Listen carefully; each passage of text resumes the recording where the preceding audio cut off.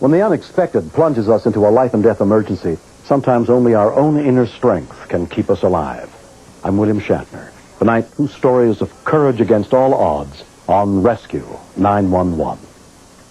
We begin on the afternoon of November 12th, 1989, at a small airport in Frankfort, Indiana, where some friends were enjoying the final weeks before winter set in.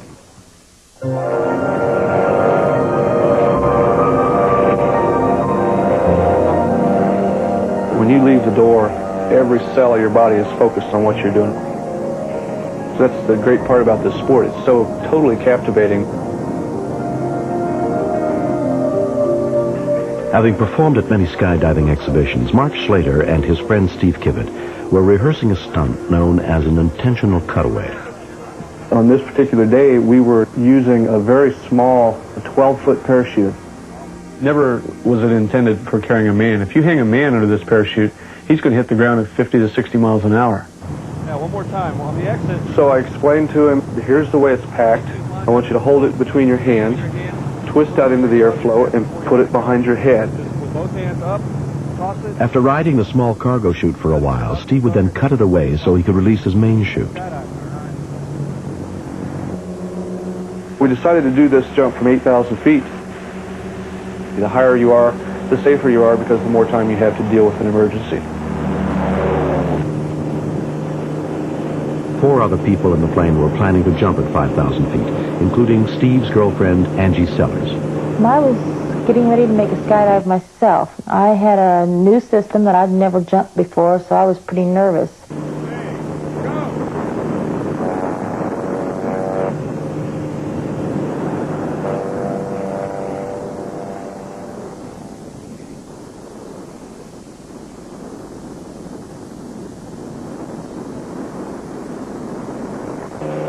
Mark planned to take still photos of Steve during the jump using a helmet camera. We're excited about this. This is going to be a very unusual, wild and crazy skydive, and we're both looking forward to it.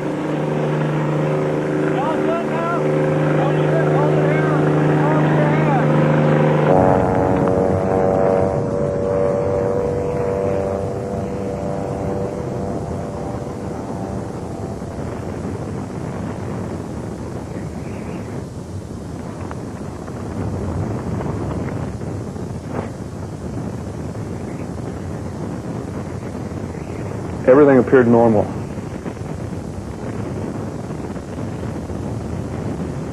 But as I passed him and began to deploy my main parachute, I noticed that the 12-foot or the small parachute was much higher above his head than it should have been.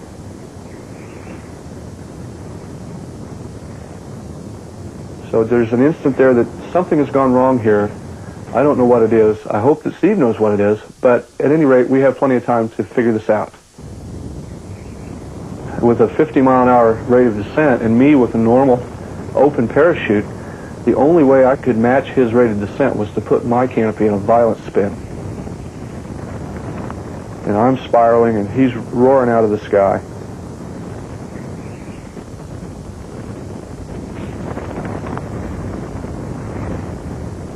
Every time I would slow down my spin, he would get further and further away. Mark kept expecting Steve to cut away the small chute so he could open his main one, but he never did.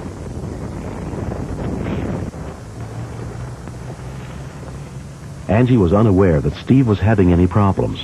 And I just touched down to land and didn't even have my gear off. The parachute's just behind me, everything's still on. And somebody yells, "Kivett's in trouble." And I just turned around, where? Come on, Steve, cut it. And my heart was going about 1,000,000 miles a minute. We thought, is he just pushing this just to get an extra thrill? What's going on? And he was getting lower and lower, and nothing was happening. No, come on. I knew he was in trouble because at that altitude, if he didn't do something right then, he wasn't going to make it.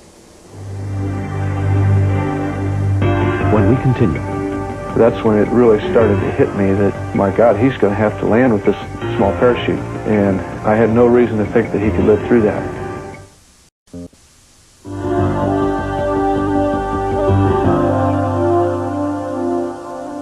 When the lines of Steve Kivett's parachutes became entangled during a practice stunt dive, it became impossible for him to cut away a small chute and open his main one.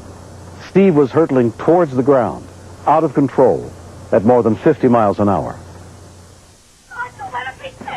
Someone called for an ambulance, while Angie and the others rushed toward the area where Steve was headed. Hello, I'm calling from the Frankfurt Municipal Airport. We have a skydiving accident off of the airport. We believe There was no way of knowing exactly where Steve would land, but the Frankfurt Fire Department immediately dispatched rescue units toward the airport. Nielsen's barn, east of the airport on Route 28. After the top two-thirds of the skydive has gone by and nothing has changed, I'm now hoping that he finds some way to get his reserve out. That has to be the next option.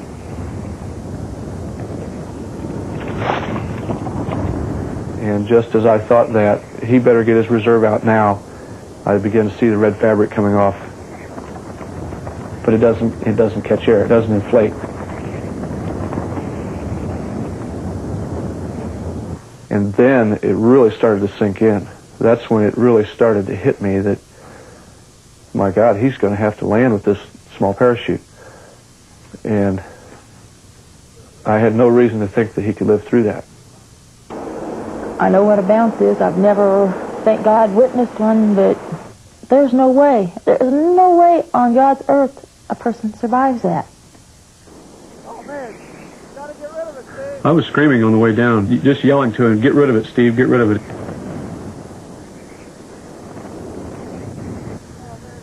At a car dealership down below, Ken Peters had just happened to stop by to look around even though the lot was closed.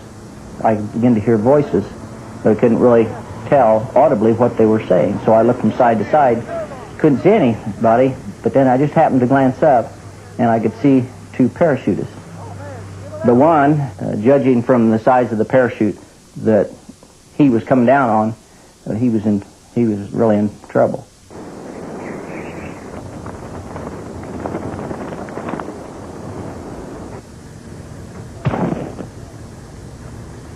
I kind of hated what I was going to see, but I knew that if there was any chance that I had to do something. I have another 20, 30 seconds to spiral down, during which time I'm thinking, what am I going to find?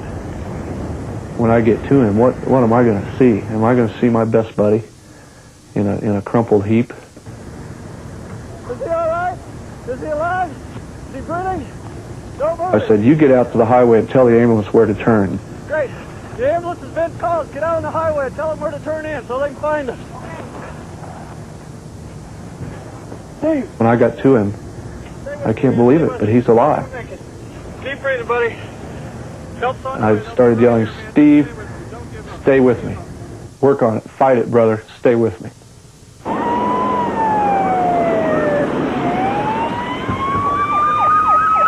Among the rescuers who treated Steve at the scene was EMT Richard Sheets. I remember thinking there's going to be a very slim chance of this person surviving a fall from 8,000 feet. He had some minimal bleeding through his ears and nose and mouth, but he was conscious and able to talk to us. Very surprised. You'll be fine, Steve. Still, keep Where do you breathing. hurt, Steve? Just try to relax.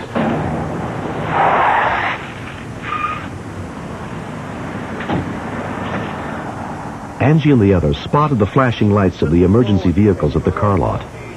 And we looked over there, and I saw blood trickling out of Steve's mouth, and I just thought, there's no way. He hadn't moved at that time or spoken. And then I heard him say, "Where's Angie?"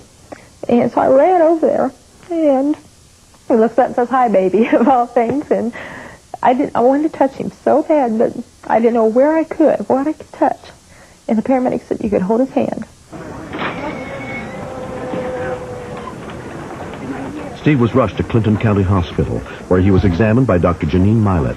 He had injuries everywhere, from head on down. He had breaks in his jaw. He had bleeding into his head. He had breaks in his chest, his ribs, his hip, his ankles. So he really sustained injury everywhere, his entire body. Angie was at the hospital night and day as Steve slowly recovered. He still faced months of grueling physical therapy, but after 6 weeks, he was released from the hospital.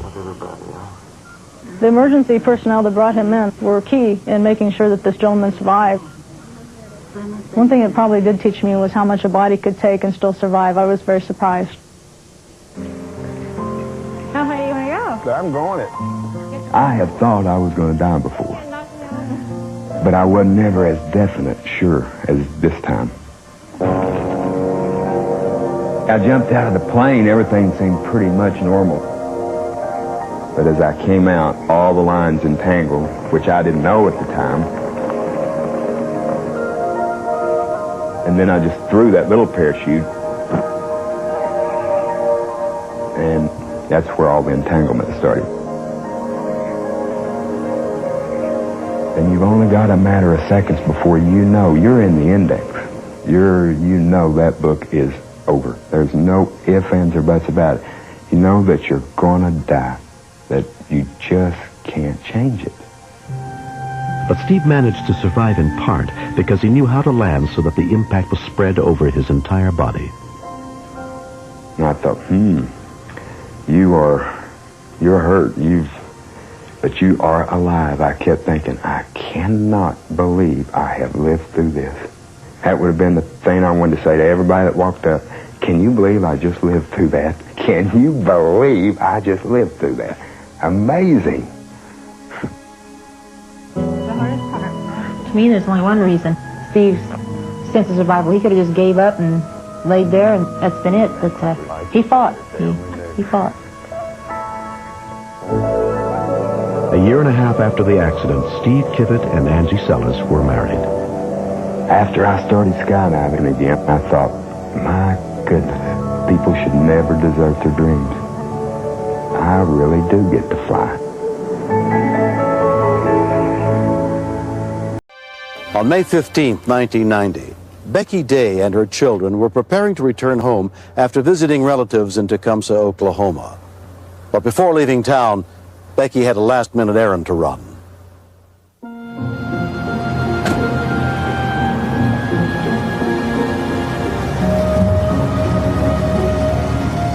On her way to the airport, Becky pulled into the parking lot of a local mini-market. I'm just going to be in here a second. Well, I told the children, I said, I'll just be in here for a second, stay in the car, which they did a lot. It's a little town, and people just run in the store and leave their kids in the car all the time. You don't worry about anybody taking your kids.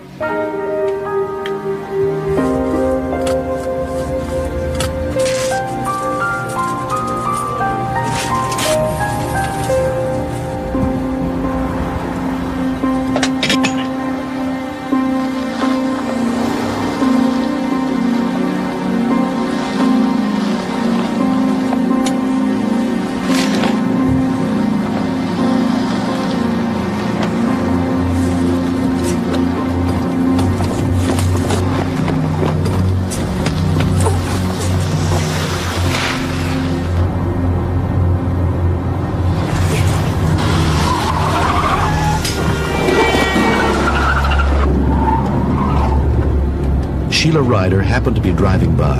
I couldn't really tell what was going on, but I knew this was unusual for a car to be rolling out into Highway 9, which is a very busy highway. Although Sherry had managed to turn the steering wheel of the car enough to keep it out of the oncoming traffic, the car had struck her in the process. Get help! Come through the inlets, quick! She's hurt!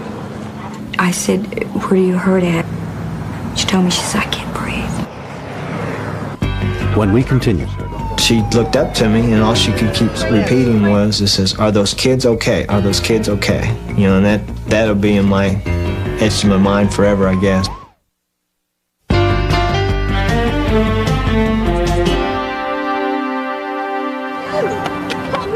Is this some other person? Who is she? Who is it?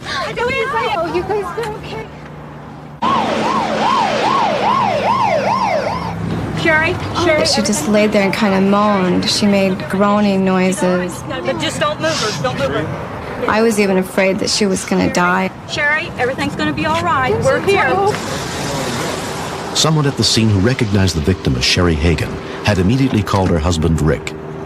It was just an empty feeling, not knowing what had happened, how bad it was. Sherry. What happened? Don't try to move, sir. She looked up to me, and all she could keep repeating was, "This is, are those kids okay? Are those kids okay?" You know, and that'll be etched in my mind forever, I guess. Denny Parton was the first paramedic on the scene. I give her a quick once-over. I listened to her chest because supposedly this is where she had most of the trauma. The car had run up onto her chest, so I'm really very worried about internal injuries. Her main complaint at this time is not her breathing. She's complaining a lot of severe spinal pain right in the middle of her back. She's also complaining of some tingling and some paralysis going down her lower extremities.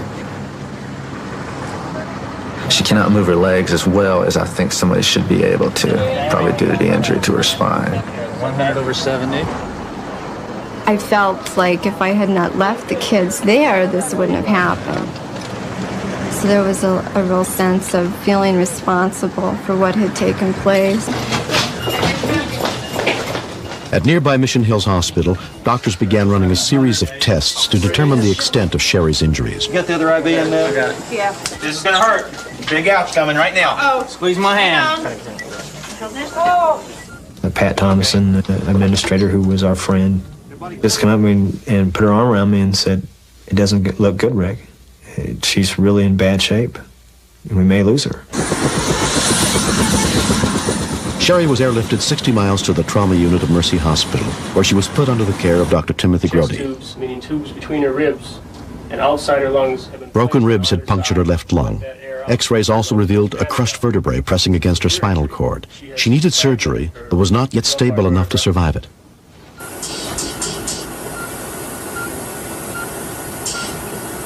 The mortality rate is 20 to 30% of those people will die from complications of being that ill. So it's one thing to get there and get stabilized, it's another to get through the rocky course that comes with the injuries. How do you tell your kids that there's a possibility that they lost their mother? And I guess the biggest problem of trying to explain it was it wasn't a disease, and it wasn't a car wreck. It was a situation where she was trying to save somebody else's life. On the 9th night, further complications set in. For some reason, there was either a clog in the tubing or a blockage in her lungs. Sherry, what's wrong? Just relax, Sherry.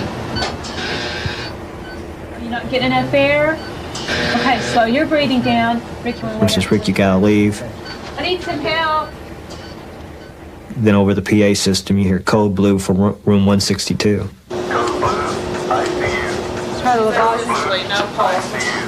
The tube had been pulled from her right chest because it had seen that the air leak had sealed when the lung collapsed again on the right side, and in fact her heart quit. Let's get another tube in here so we can reintubate her. Atropine again? She still gets Okay, we have a real rhythm hard. now. Atropine was given, which is a drug to stimulate the heart. What's the rhythm? Because she's asystole on the monitor. Chest compressions. We need to move this tube too. She's not moving any air. Epinephrine in. Epinephrine's in. I feel a pulse. Okay, stop. Okay, we got a compressions. rhythm. Stop Rhythm's compression. back. She's back at 68. There's a marked difference in breath sounds. Fortunately, Sherry was a young, healthy person, and the rhythm was reestablished. When Dr. Grody came out to tell me that she was okay or had stabilized again, you know, I could see that he had the scare of his life too.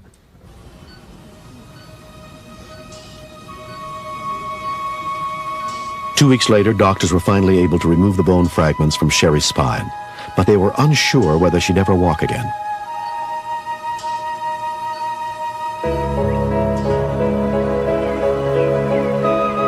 I don't really resent what happened to me. I think part of the reason for that is because I have made such a complete recovery. This incident has restored my faith in human nature. When I was in the hospital, I probably got 20 cards a day. And they were all from people, a lot of them I didn't even know who they were. She's a very giving person. I wouldn't begrudge her if she did it again, and I'm sure she would do it if she was capable to do it again. She's a hero. I'm proud of her. Sherry Hagan was awarded the prestigious Carnegie Medal of Honor for risking her life to try to save 3 children she did not know. 1 year later, she finally got a chance to meet them. Hi, Sherry. You look wonderful. Thanks.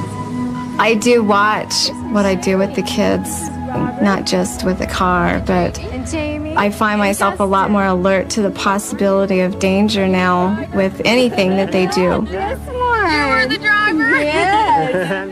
You know better now? I wish that, her injuries wouldn't have happened, but I am really grateful that she was there and that she was willing to help my kids.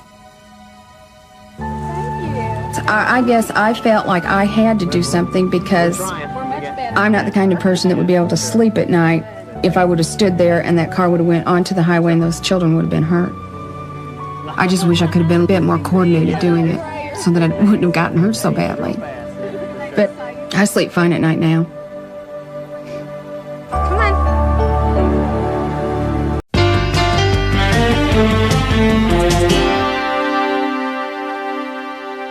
In many parts of the country, man lives side by side with untamed wildlife that can be dangerous. In the rural community of Refugio, Texas, a primitive, predatory animal still freely roams the banks of the Mission River.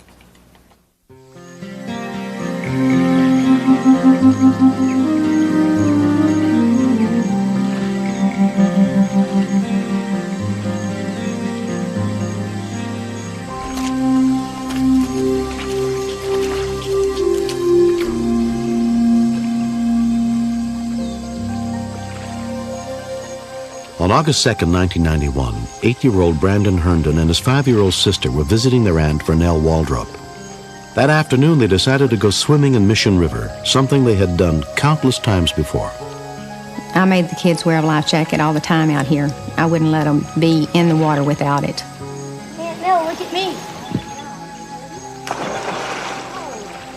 That's great. Ashley was a little concerned. She wasn't ready to get in, but she had her life jacket on and she was sitting on the deck out there with me.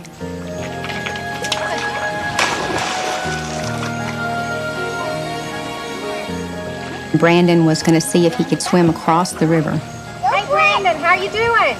He was so proud of all that he had learned in his swimming lessons, and he was showing me how he could swim, and even though he had a life jacket on, he was going through the motions of what he had learned.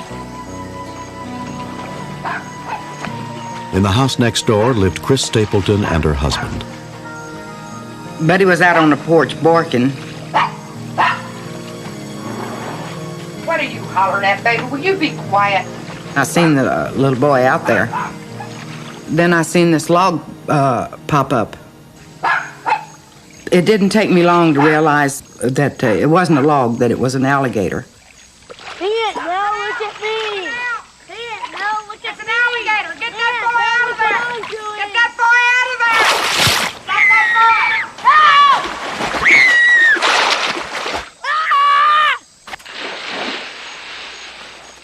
I swam out to him. If the gator was going to take Brandon, he was going to have to take me with him because I wasn't going to give up.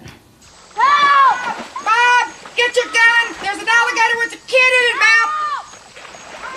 Help! Bob Stapleton grabbed his .22 caliber rifle and rushed down to the riverbank.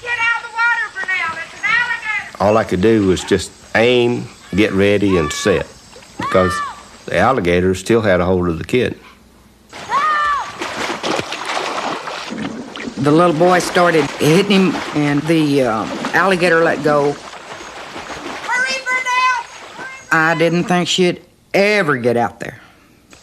Before Vernell could reach him, the alligator grabbed Brandon again by the leg. The gator actually pulled Brandon underwater. I always heard that alligators took you under and drowned you, is the way they kill their prey.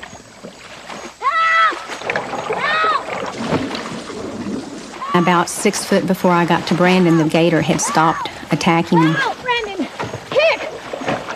When he turned loose in the kid, and they got 10 or 15 foot from them, and that far.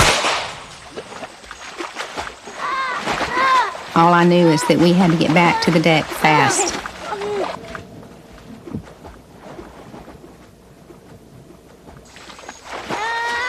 Once you shoot a gun, usually the alligator goes away. But this alligator didn't do that. He's behind you, Bob. He's over there. He's over there, Bob. I shot him again.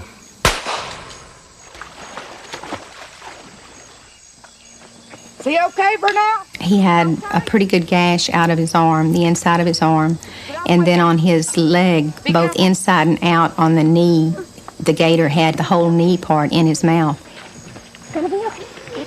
Vernell wrapped the wounds and alerted the hospital that she was bringing in a boy who'd been bitten by an alligator.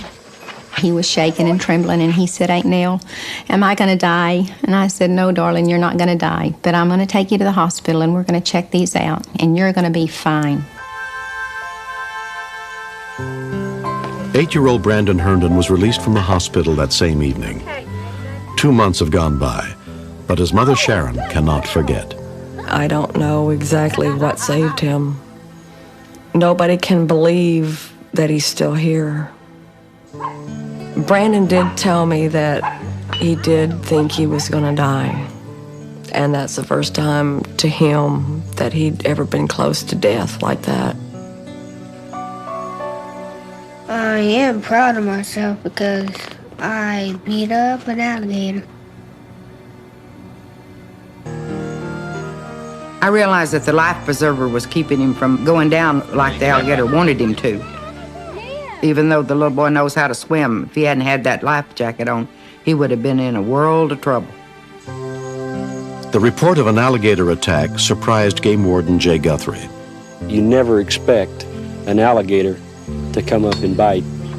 As a general rule, they're very non-aggressive.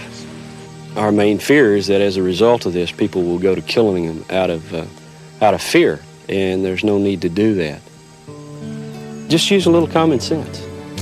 That alligator's not going to bother you unless you corner it. And if there's a nest, stay away from it. I'll never forget seeing his face and his eyes, how scared he was, and the fear on his face.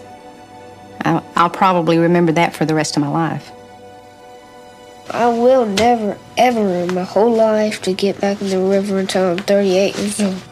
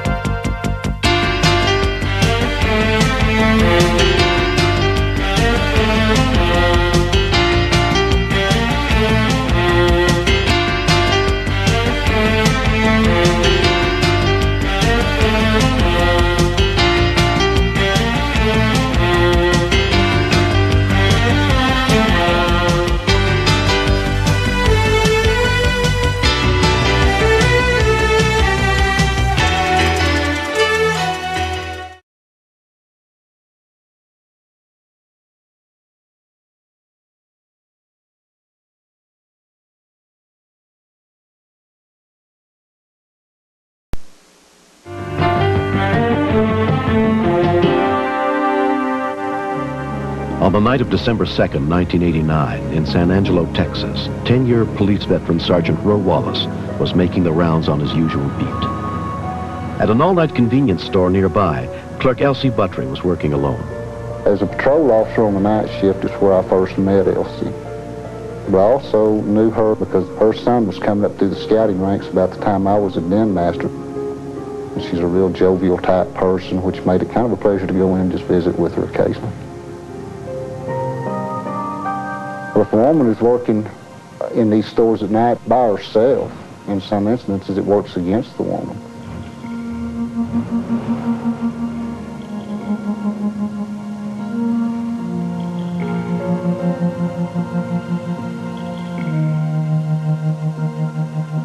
What can I get for you this morning? This is a holdup. Give me all your money. I'm not going to put up with that this morning. Hey.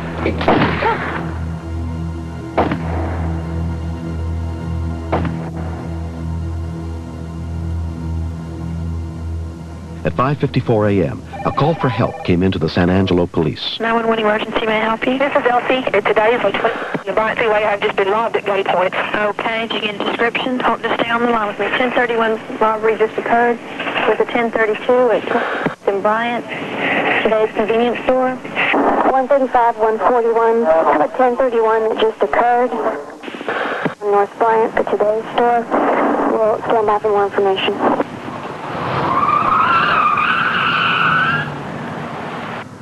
As officers headed to the scene, dispatcher Joanne Tobias tried to get more information from Elsie.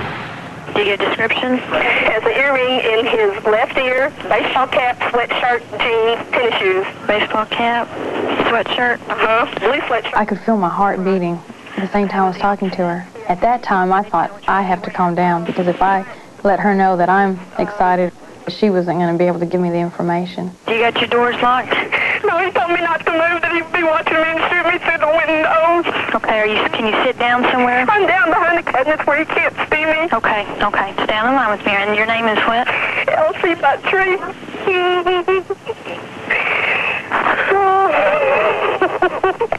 Okay, it's okay. Did he hurt?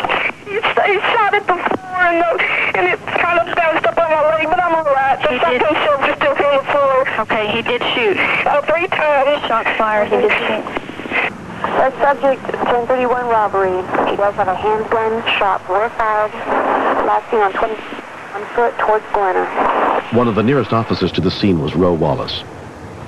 But when I heard the shots had been fired, and of course knowing Elsie and her son, it kind of struck home.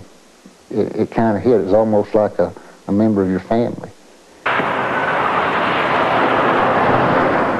Within 2 minutes of the call, the first squad cars arrived. Roe is here now.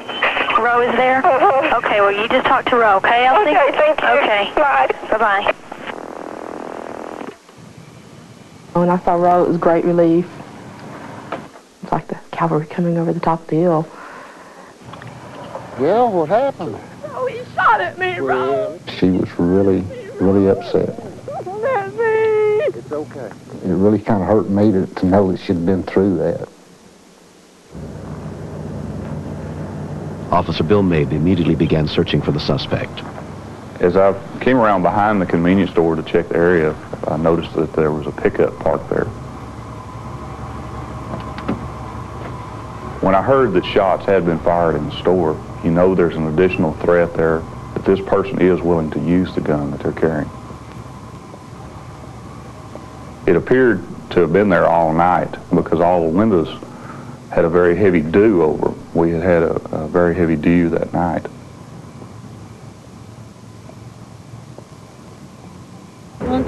Two other patrol officers were sent to help with the search. Officer Mabe, he's the type of officer that if there's something that needs to be done, he was the type guy that would just go out there and do what needed to be done. We'll be checking a vehicle, we'll be at Digitech, 29.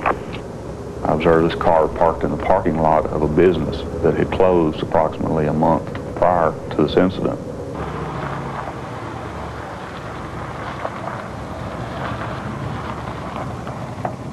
All the windows on the car were clean. Any vehicle that would have been parked out overnight, the windows would have been covered with dew. Police! Police!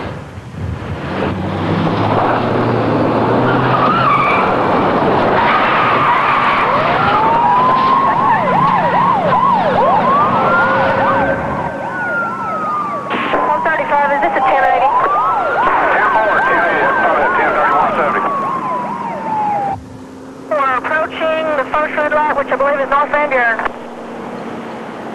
Officer Bob Frazier was on routine patrol a few miles away.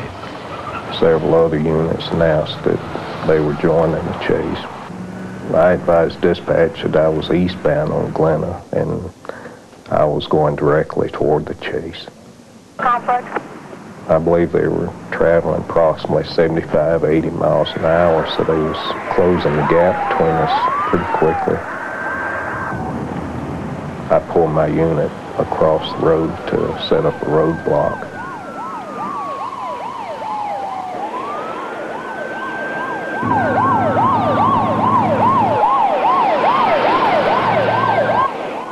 when they were maybe 200 yards from me, it appeared to me that the suspect wasn't going to stop.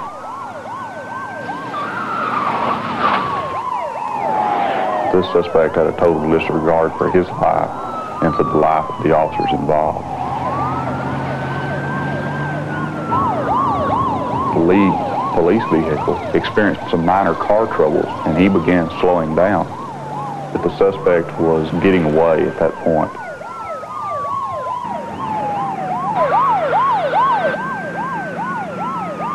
I pulled out and passed the two patrol cars in front of him and took up the lead position. White, 80 model, Oldsmobile. 373, Mary John Edward.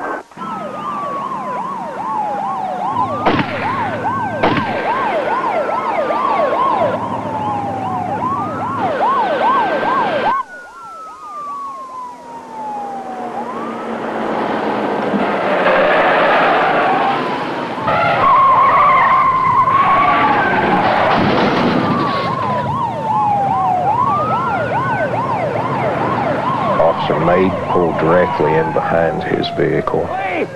Police! Put the gun down! Put it down! Put the gun down! Maid was probably in the most danger because he was in direct line of fire to the suspect. Put the gun down now! The suspect began pointing one hand at Maid, and then he was pointing back to himself, pointing at his chest. Put the gun down now!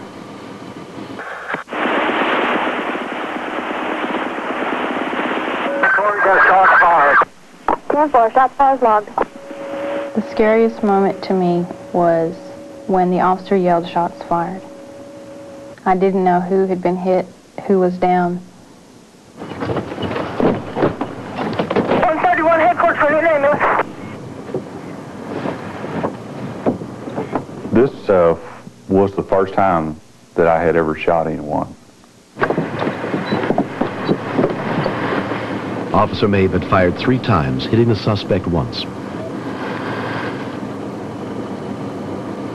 Somebody go around over that side. When I saw the blood on the back of the car, you just get a real sinking feeling, and you know that you've shot another person, and it's something that you try to prepare yourself for, but you never know that you're going to be able to do it until the time comes down. I said, Bill, you did what you had to do. The man made up your mind for you. You didn't make that decision, he did. The suspect subsequently recovered from the shooting. He was convicted of aggravated robbery and sentenced to 40 years in prison. This is a nice reel. A year and a half later, Elsie Buttery is still haunted by memories of that night. I still see his face. And I have to keep a light on at night when I sleep. I cannot sleep in a dark house. And I still hear that gun go off.